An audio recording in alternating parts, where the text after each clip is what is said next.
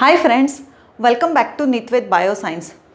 Let's continue our discussion on glycogenesis.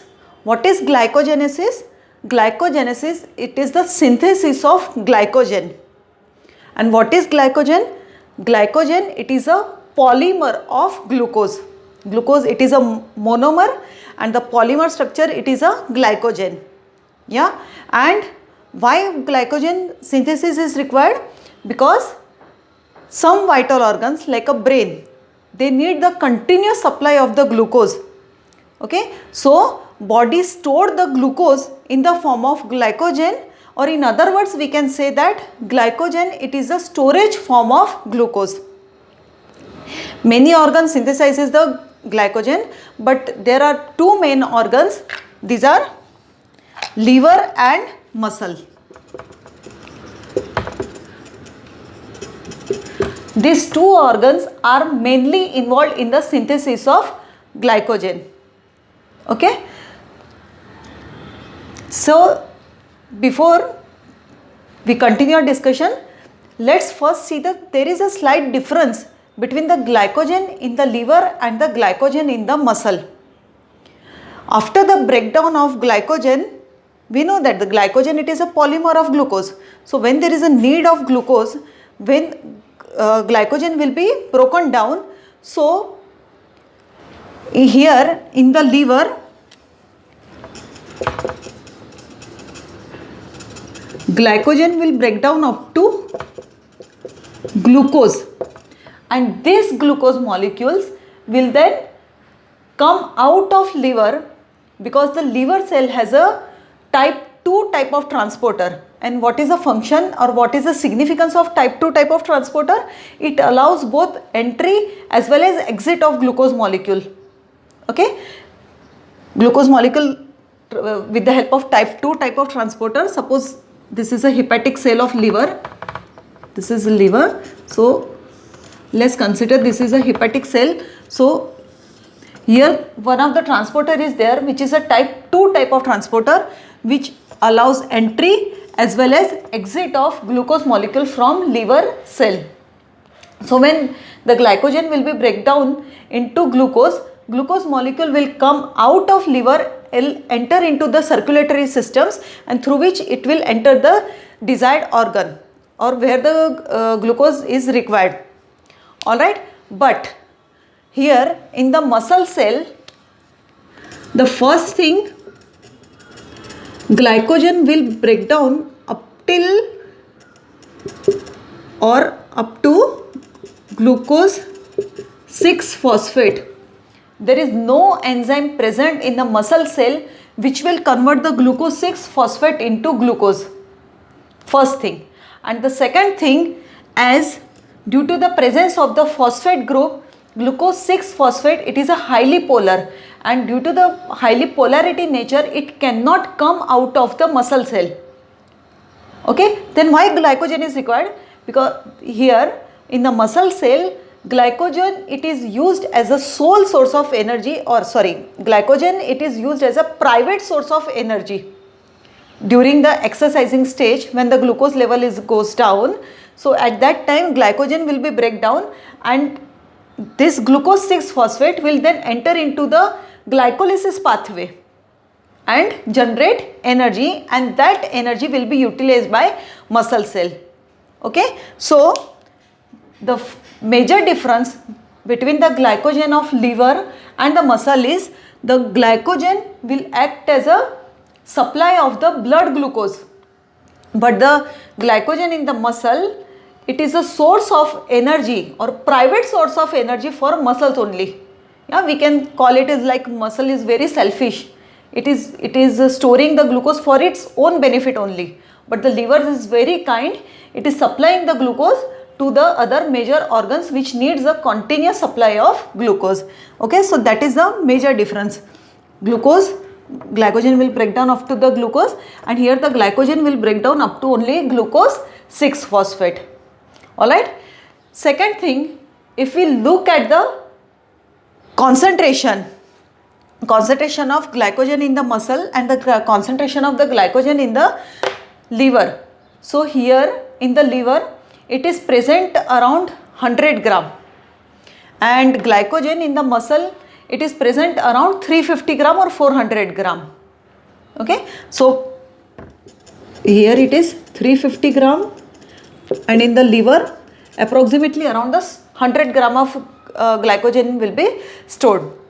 But if we look at the total mass, yeah, we have the total mass of muscle is very high as compared to the total mass of the liver.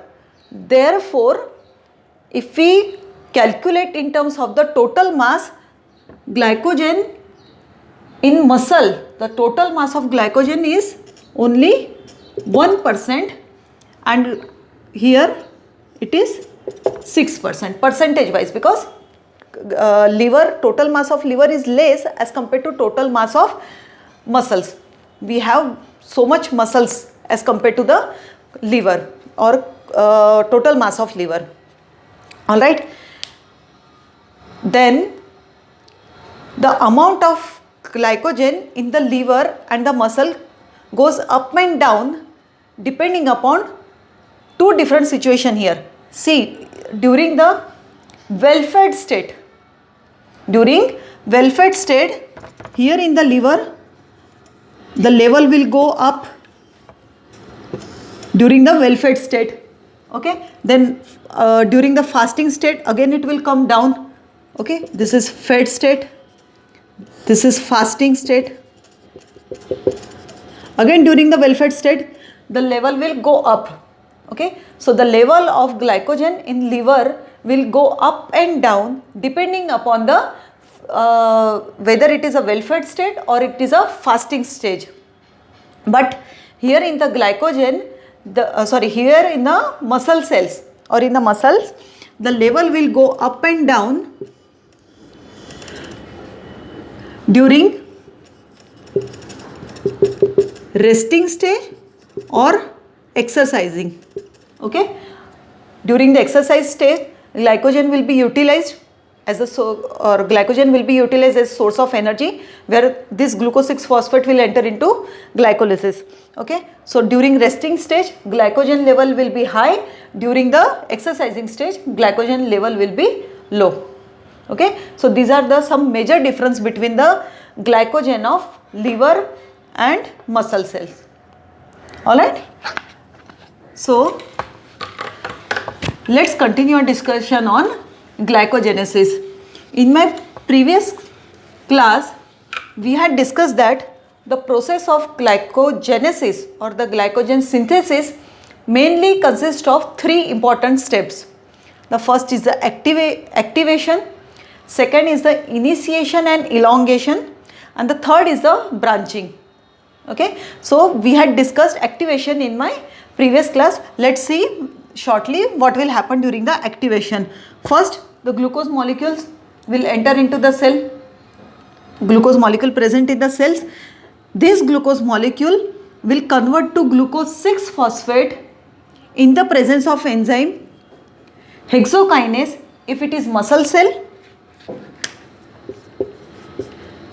hexokinase if it is muscle cell, and the glucokinase if it is liver cell. Okay, so the first step, glucose will convert to glucose 6 phosphate, either hexokinase or in the presence of glucokinase. Then with the help of enzyme phosphoglucomutase, glucose 6 phosphate will isomerize to glucose 1 phosphate. Okay, phosphate from the 6 positions will shift to first position. So glucose 1 phosphate. Then one energy rich nitrogenous base will come here, that is UTP, uridine triphosphate. Okay, so uridine triphosphate will okay, so after isomerization, glucose 1 phosphate, it will attach with the UTP. From the uridine triphosphate, one of the phosphate and the uridine molecule will attach here. Okay, we can write it as uridine triphosphate as U3-phosphate. Okay, so pyrophosphate will be released here 2 phosphate group will be released, and the uridine and phosphate will attach with the glucose 1 phosphate to form the uridine diphosphate glucose or UDP glucose. Okay, you can see here is that glucose 1 phosphate, already 1 phosphate group is there, one more phosphate group will come along with uridine, and the compound form, it is a uridine diphosphate glucose or UDP glucose, and pyrophosphate will release here, and this pyrophosphate, then it here this also has a energy rich bond. So in the presence of enzyme pyrophosphatase, this phosphate bond will break, and that energy released will be utilized for this reaction, and enzyme involved here is UDP glucose pyrophosphorylase. Okay, UDP glucose will combine glucose 1 phosphate with UTP, and it will help in the synthesis of UDP glucose. And this UDP glucose, it is the activated form of glucose. This we had discussed in my previous class. Okay, and this step, it is known as a activation of glucose. Okay, so finally we got our activated form of glucose in the form of UDP glucose. Then the second stage will come, that is initiation and elongation. Okay, we have activated form of glucose, that is UDP glucose. This is the activated form of glucose. How initiation will take place? The initiation or for the elongation of or synthesis of glycogen, there is a need of primer. Okay, the first it needs the short chain of primer, and only after that the further the elongation and the branching will take place. So the initiation, for the initiation of glycogen synthesis, one protein is required. The name of this protein is glycogenin. Alright, glycogenin. On this glycogenin, first the short chain of glucose will be synthesized. Okay, that short chain will be synthesized via autoglycosylation.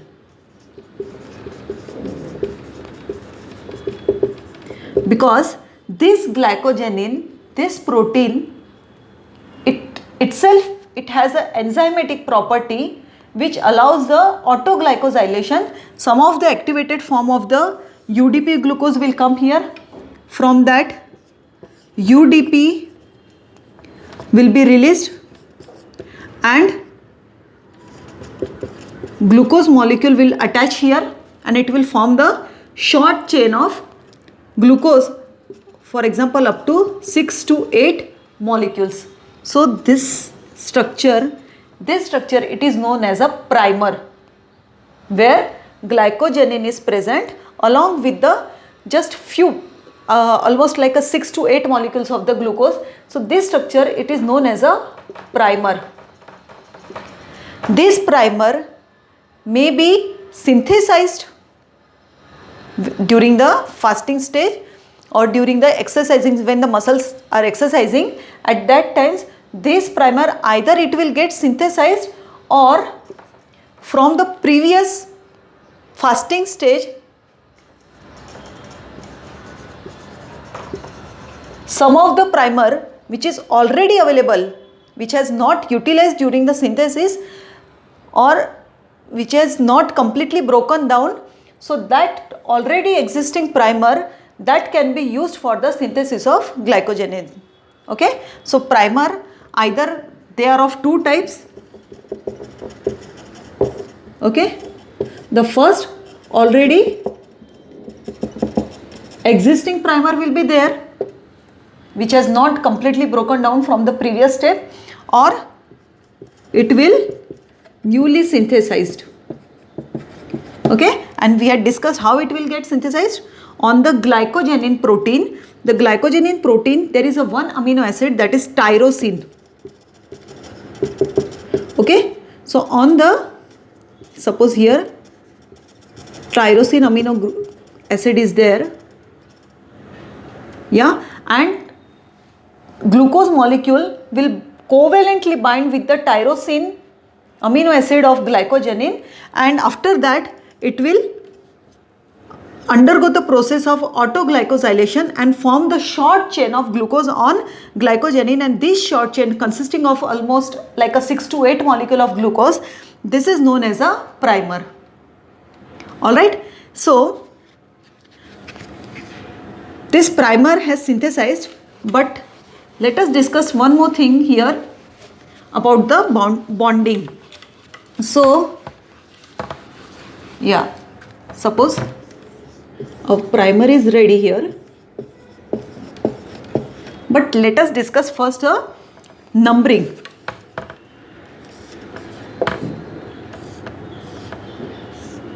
Suppose this is the structure of the glucose. This is the first carbon, second, third, fourth, fifth and sixth carbon. Okay, first carbon of the glucose molecule, it has the reducing property because it is a carbonyl carbon which is attached to the oxygen. So the first carbon has a reducing property. Okay, and the opposite side here is the fourth carbon which is a non-reducing. So we can call it as a reducing end, and this is called known as a non-reducing end, and this is the arm. So for example, this is fourth carbon. Okay, so we can call it this region for our understanding. Okay, just for our understanding, we can call it as a this region as a head region, this region as a tail region. Okay, now we can write this structure here. This is head region having the fourth carbon, tail region having the first carbon and having the arm. So here fourth carbon, here the first carbon and side arm having the carbon number 6. Many such molecules will be present here on glycogenin. So they are arranged here like the first carbon will attach here. Okay, the first carbon, so here will be the first, here will be 4 and the side chain or sorry side carbon, that is the 6 number carbon. Another glucose molecule will come here. So first, fourth and here is a 6. Like that short chain will be synthesized up to 6 to 8 molecules. So if you look, the bond between the two glucose molecule, let us draw in a big picture so that you can understand very well. Okay, so this is a fourth carbon and here is the first carbon. Whenever the chain will elongate, okay, so the next glucose molecule will attach on the fourth carbon of the existing glucose molecules, and the bond form between these two between these two glucose molecule is between the first carbon and the fourth carbon. Therefore the name of the bond is alpha 1,4 glycosidic bond. Are you getting what is happening here? Suppose this is also the, now this 2 carbon has attached, one more glucose molecule will come. Okay, so the existing end, it is a fourth carbon, the new glucose molecule will have the first carbon that will attach with the fourth carbon, and again the bond form is the alpha 1,4 glycosidic bond. So what is happening here? The tail region is coming on the head. Okay, tail head. So tail region is the first carbon, head is the fourth carbon. So the bond form, tail is coming on the head. So 1,4 glycosidic bond. Okay, so here the bond present between the two glucose molecule during the elongation stage or the priming stage or chain elongation, so that bond is a alpha 1,4 glycosidic bond. Are you getting? But the bond between this glycogenin and first glucose molecule, it is not the glycosidic bond, because this bond is between the glucose and protein. Therefore, it is not the glycosidic bond, and it has a free reducing end, because just now we had discussed the first carbon has a reducing end and the fourth carbon is a non-reducing end. Alright, so fourth carbon is already involved here in the bonding, but the first carbon here is free. So therefore, the reducing end, the first glucose molecule has a free reducing end, and the bond here is some different bond that is between the glucose and the protein. But the rest of the bonds are alpha 1,4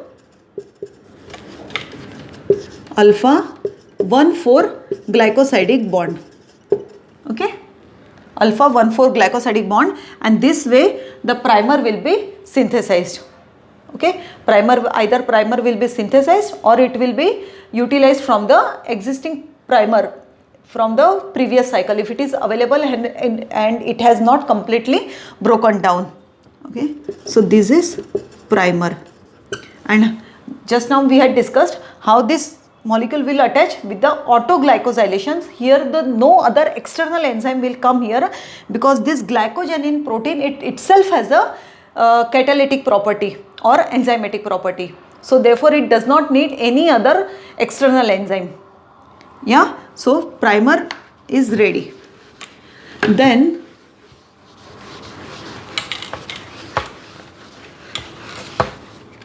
suppose this is glycogenin, this is primer. Now it can only synthesize, or it can only elongate the chain up to 6 to 8 residues. For further elongation, it needs a different enzyme, and that name of the enzyme is glycogen synthase. What this enzyme will do, it will elongate the chain. Okay, so this is elongation enzyme. Suppose this is our primer, and glycogen enzyme will come, glycogen synthase, and it will further elongate the chain up to 11 to 12 residues. Okay, up to 11 to 12 residues it will elongate the chain, and all the bonding here between the two glucose molecule is alpha 1,4 glycosidic bond.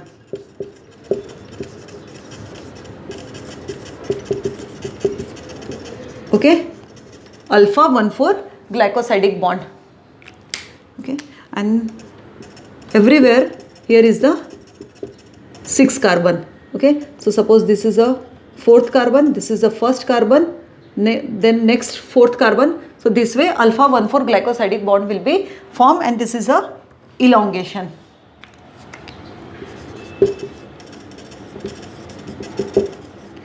But if you had seen the structure of a glycogen, it is not the elongated or the chain structure, it is a branch structure, right? So this cannot go further. This glycogen synthase, it cannot continuously synthesize the chain in a linear way. Yeah, because glycogen, it is a branch structure, and it is easy to store the glycogen for the in the liver or the muscle. The storage point of view, the branch structure is very feasible. That's why the next enzyme will come here, that is branching enzyme.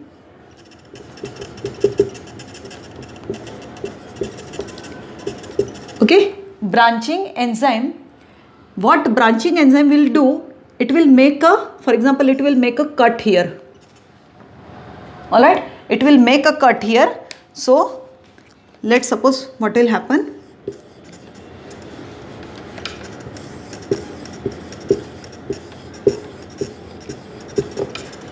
It will make a cut and attach this chain here.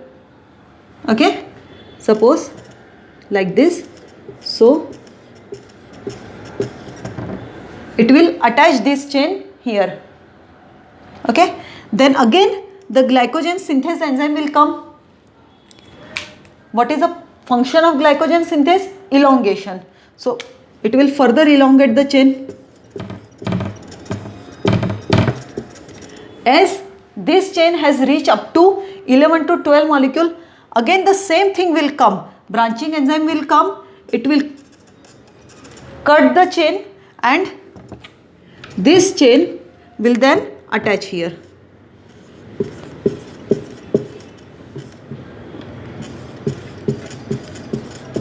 Okay, and again the elongation enzyme will come. So this way the continuous process will take place and the branch structure form. Okay, again it will reach up to 11 to 12 stage, make a cut, join here. Here also it will make a cut, join here. Okay, again elongation. So that way the continuous elongation and the branching will take place and the final structure form, that is known as a glycogen. Okay, the first, the primer will be there. So no, first is the activation. After activation, priming, then glycogen synthase will come, which will elongate the chain, and the branching enzyme will come, which will cut here and the attach here. So the structure form is the glycogen. So now let's see the which type of bond will be there. Okay, so we had already discussed that the side arm of every glucose molecule attached here is the 6 carbon. Alright, 6 carbon, and